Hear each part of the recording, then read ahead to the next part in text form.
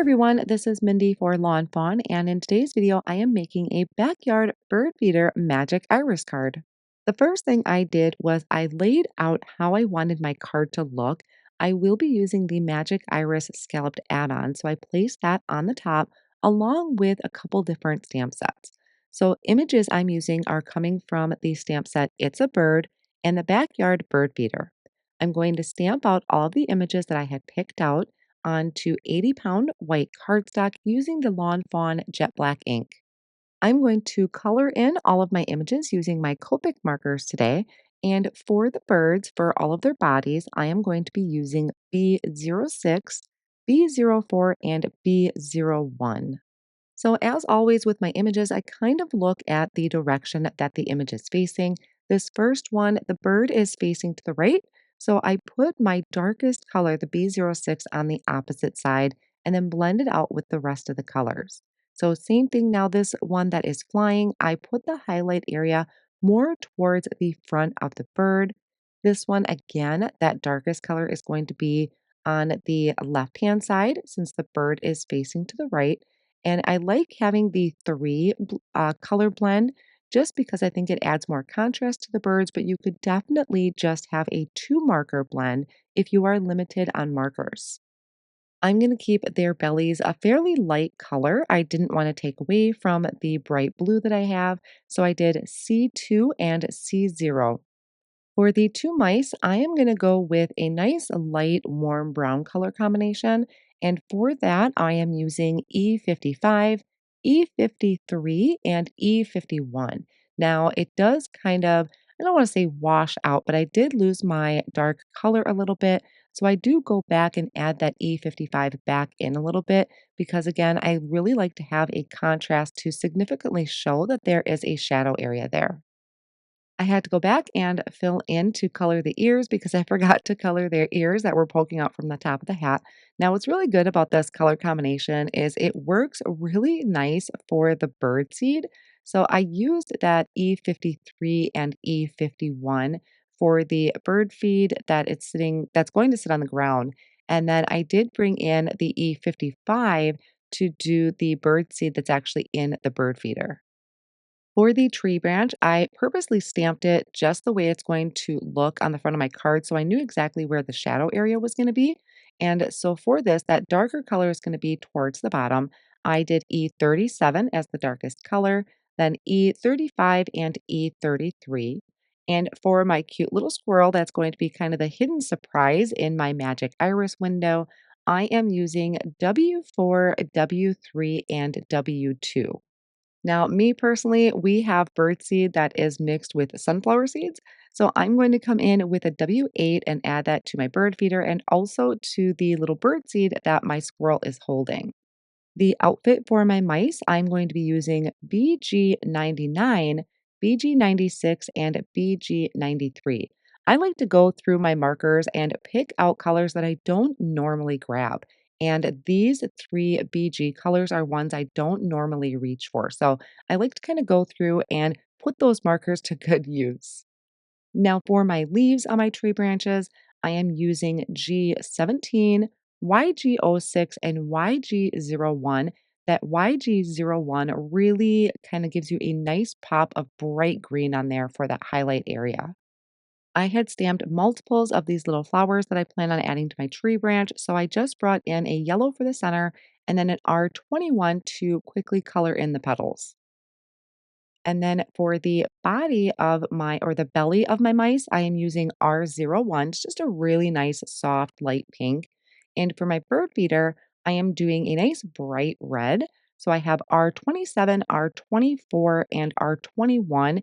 Now, I actually meant to grab an R22 as the highlight color, but I accidentally grabbed the R21. So I would recommend the 27, 24, and 22. It'll be a little easier to blend. I colored in my binoculars with a couple of my W shades. I did the I think it was B04. It was one of the colors from my bluebirds that I used for the map. And then for the rest of my bird feeder, I did BG11 and BG10. I lined up the coordinating dies for everything, held them down with Post-it tape, and ran them through my die cut machine. To create the magic iris, I have the scalloped add-on that's over on the left-hand side. And then we need three circles that I'm using from the original magic iris die set. I have three brackets, and then I have three of these sausage shapes, and then my tab for the actual mechanism to open and close the magic iris. You'll need to take just one of those plain circles, line this additional piece up in the center of it, and run that through the die cut machine. And that's going to create our slots to add these sausage pieces in. So there's that little tab that you just kind of pop in to those slots, and then you'll see how everything forms nicely around that inner circle. That die also provided a couple little like etched lines on the circle, which is going to help us when it comes to lining up our additional brackets. But you really want to make sure that your circle is nice and perfect around that centerpiece. Once we have all of these kind of sausage pieces in place, we're going to hold that with our fingers, and then you're going to need micro glue dots. So they're really tiny glue dots. Lawn Fawn sells them on their website. You'll place them over the X that is on each of those sausage pieces. Once we have all of those in place, you're going to take an additional one of your circles and you're going to place it right over the top. So just hold everything down, make sure that that inner circle is lined up nicely. Take another piece and place it over the top. So that top circle is attached just by those micro glue dots. Then we're going to flip the whole thing over. We're going to take our tape runner and add a line of tape right where that etched line is that that die had provided. And we can take our three bracket pieces. So they have kind of this edge to them that's going to line up perfectly with our inner circle. So just go through, add all three of your brackets to that, making sure that that's lined up perfectly with the inner circle. Once those are in place, you can flip that over and I'm going to add my tab. So this is going to be the lever that's going to open and close our magic iris. I am adding tape just to the edge of that. So that is going to line up again with that inner circle. And I'm creating a little V shape right by one of those brackets. So once we have that in place, you can hold that down. We are going to take our last circle, place it over the top, add a tape runner to the three brackets that are sticking out, not our lever with the rounded edge, but the three brackets. And then you're going to just gently fold those in. So they're not going to go all the way in to that inner circle. It's going to be just right before it. So it has enough give to be able to give this some movement and motion. And then you can test this out. So everything is moving smoothly and we can start building and decorating. So for my card front, I am going to do a little bit of light stenciling. I just have that scallop piece kind of placed over the top of my magic iris right now. I didn't want to glue it down just yet. And I'm using that as a guide where it's going to sit and then where I need to stencil on my grass that you'd still be able to see it. I am using the slimline grassy stencil to do this. I like using these slimline stencils for all of my backgrounds because there's so much to it that I can just shift that around. It comes in pretty handy, especially when I'm doing the clouds. Now, the first color I am ink blending down here is going to be old paper. Then I'm going to come in with peeled paint down at the bottom and then bump that up just a little bit with evergreen bough. And I am using the distressed oxides today and a blending brush to add my color. Once my grass is all stenciled in, I can remove the stencil. I'm going to shift it down and I'm going to mask off the grass so that I can add my ink blending for the clouds and the background. And then I'm bringing in the slimline cloudy stencil. I like to just hold things down with some washi tape. Any type of low tack tape would work, or even some magnets. For the slimline cloudy stencil, I just have one end that is kind of tacked down just so it doesn't slide around on me. And I do have repositionable tape on the back of my card panel. So that's kind of holding my cardstock down to my work surface. I am ink blending my clouds on with a blending brush and salvaged patina distress oxide ink. And here is why I really love using the slimline stencils to do my backgrounds is I have so much across the front of it that gives a different cloud shape. I can just shift that from right to left. I can flip it upside down, flip it over. There's lots of different ways to use this and just get different cloud shapes in your background to keep that interesting.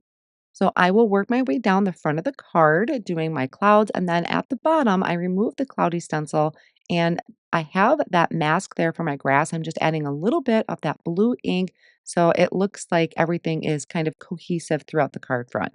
Now, I did want to have some clouds added to that scalloped add-on piece. I probably could have did this while I was doing the clouds because you're not going to see a lot of the cloudy background. And what I did is I'm just kind of holding that scalloped piece in place. It's not tacked down or anything, but I'm realigning my stencils up on my background so that the clouds in the background match with that scalloped add-on. So again, it probably would have been easier if I just did that right away, but sometimes with stencils, you might get a little bit of a gap because of, the lip between the actual product of the stencil and the cardstock. So to me, this just eliminates that and it looks a little bit more cohesive. Now, before I forget, I want to get my sentiment done so I have a place for that. I'm going to be using a sentiment off of the Simply Sentiments stamp set. And I have some black cardstock that I placed in my MISTI tool. I'm lining my sentiment up. I'll pick that up with the door of the MISTI. And I am going to heat emboss my sentiment. So I'm going to condition my cardstock with an anti-static powder tool. That's just going to help so that my embossing powder pretty much sticks to the area I'm stamping and not all over my cardstock. And when I am using white embossing powder, I like to use a white pigment ink. So this is the Yeti pigment ink. I'm stamping it about 3 times because I'm just gently pressing down. I'm not pushing real hard. And then I can sprinkle on the white embossing powder. And after I have my heat tool nice and warmed up, I can come in and melt the embossing powder. Then once my embossing has cooled, I can trim that out with the extra sentiment banners die. Now I can go ahead and add my magic iris and that scallop piece to my card front. So I made sure that the tab to open the magic iris is up towards the top corner. So that's positioned correctly. And then I added tape runner to the back of my scallop piece and I'm making sure to line that up with the clouds in the background. Now, I think off screen, I did go ahead and add the mice and the bird down at the bottom of the card. I just did that with a tape runner. I think I had placed them there because I knew they weren't going to be popped up and I wanted to make sure that I had them there so that they don't get covered up. I did add my branch to the top of my magic iris, and then I'm taking tape runner and adding it on the back just to those bracket areas. That's going to make sure that we are still able to open and close it and none of our adhesive is in the way. Then I can come in and start building my scene. So I know that my branch is hanging off the edge of the cardstock. I will trim everything up when I'm done with my card front. I'm adding the flowers to my branches at the top just to give that a pop of color and more of a spring summery feel. One of my birds is going to go up there in the tree branch. And then the other birds are going to be kind of flying in from each side. So it's like they know that they're going towards something, but they don't know what's in the center just yet. So I have them kind of spaced appropriately. And then the sentiment, I'm adding tape runner just to the center of it because it's going to hang off the edge there just a little bit. And it's always best to kind of give that a trial run, make sure that everything is working and you didn't glue anything down. Now, my squirrel is going to be kind of the secret surprise that he's snacking on the bird feeder. So I went ahead, attached that with the tape runner. I'm going to trim off the top part of my bird feeder. I need to slide this in. So, in order to do that, one of my brackets was actually stuck down and in my way. So, I popped that up a little bit so I could tuck the bird feeder in the inside. So I used my die pick that kind of helped me shift that down just a little bit and it fits perfectly inside of there. I know the top part is kind of cut off a little bit, but you get for the most part the idea that there is a bird feeder in the center there. And then I could flip that over and just trim off any excess. I went ahead and die cut out the additional topper piece that goes on the lever. So that is out of white cardstock. And then I did another one out of a gold metallic cardstock so that my arrow could be this nice shiny gold. And I think that really draws attention to the fact that it's an interactive card. I'll then come in with a white gel pen and I will add highlights just to the mice and to the bird. And I think maybe even the squirrel and the bird feeder just to add a little bit more cuteness to the front of the card. And now my card is finished. We have this adorable magic iris card. It has been so long since I've made one of these. So much fun. I love that scalloped add-on. I think it's just a fun way to kind of blend your background into an interactive card. And so all these birds are flying in for some bird seed and then open it up and surprise, there is a squirrel there eating their supper. I think this is super cute and a great way to take some of these brand new products that have been released and combine them with some previous interactive components. I hope you all enjoyed today's inspiration. Thank you all so much for joining me and see you next time.